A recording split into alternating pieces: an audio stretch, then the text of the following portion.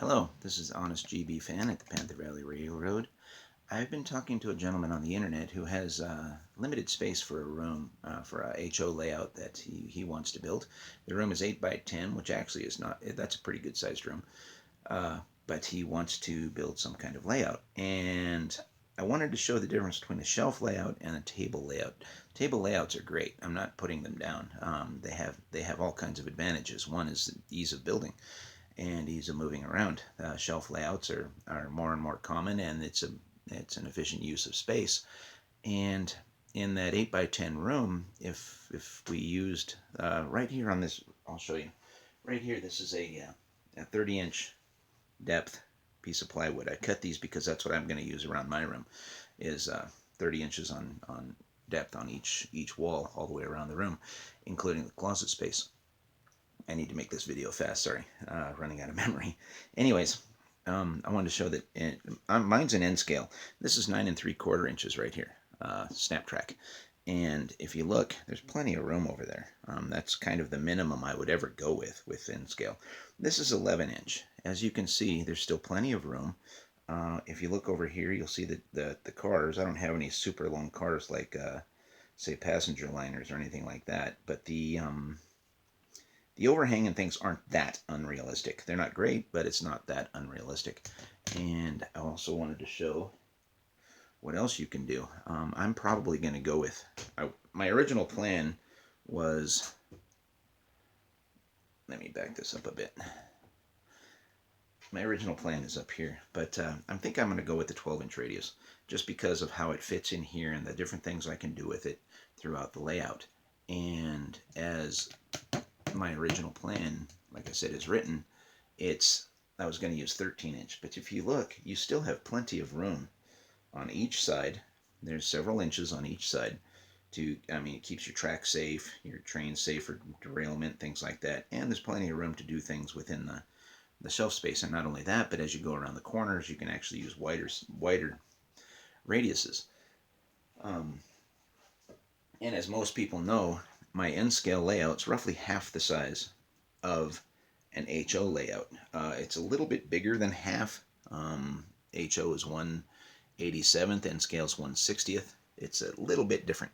It's not exactly the same as half, but it works within that. Let me show you what I'm doing here. This is, let me find it. This is my layout, my track plan. I made this on SCARM.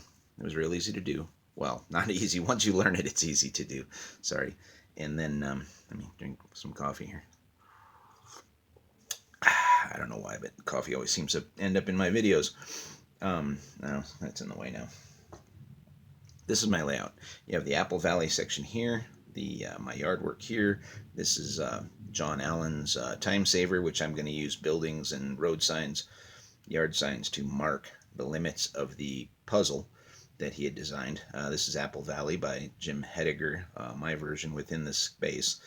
And what I wanted to do was show that this is what's capable within it. My room is 10.5 by 11 roughly, counting the closet space. So, I mean, it's not a great amount of space, but you can do a lot with it. This is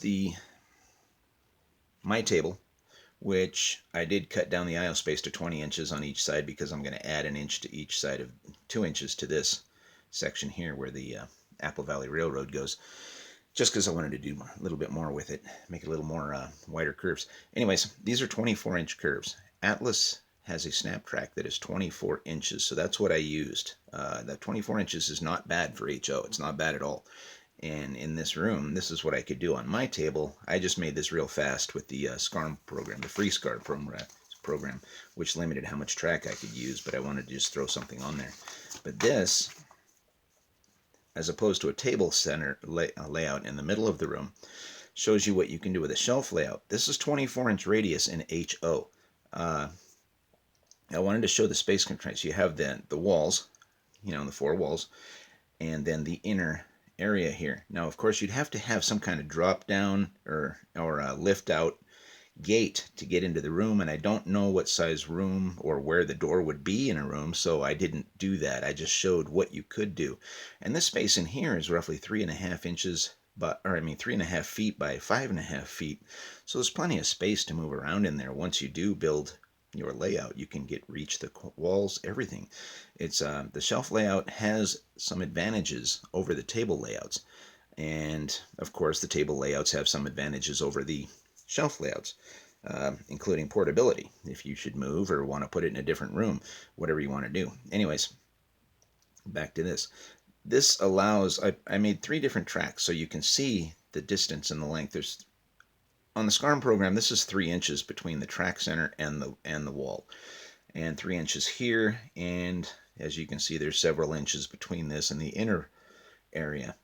But if you put a drop down, say in the corner, or a lift out thing, there's several videos on my site that show how to build those things, all different kinds. I prefer one that's I think his name is Derek Glass. If I'm wrong, I'll correct it in the what do you call it, the description. But he has an excellent idea for a drop down that you just lift up, and it's not a hinged, it's just anyways, you'd see it if you're interested in that kind of thing. Anyways, subscribe if you like. Give me a like for the video. I prefer likes rather than dislikes. And I guess that's it. This is Honest GB Fan for the Panther Valley Railroad. Sorry. Oh, yeah, like I said, I'm hurrying and I haven't had coffee. The life of a coffee addict. Anyways, you have a great day, and thanks for watching, and I hope this helps a little bit, at least with your ideas and what you may be planning. Thanks. Bye.